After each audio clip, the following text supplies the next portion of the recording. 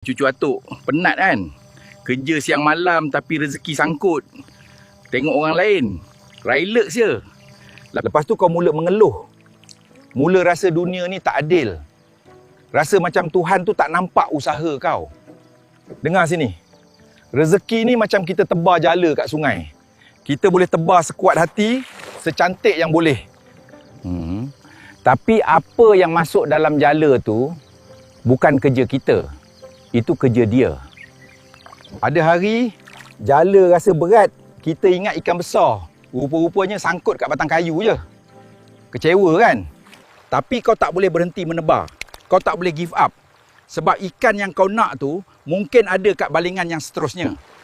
Dan tolonglah, berhenti jeling tangkapan orang sebelah. Lubuk dia tak sama dengan lubuk kau. Masa dia tak sama dengan masa kau. Dan terus baiki cara kau. Jaga jala kau, jaga niat kau. Selagi kau usaha, takkan kebulur.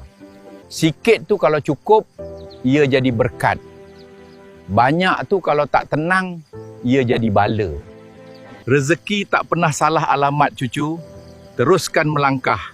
Ingat pesan atuk ni sayang.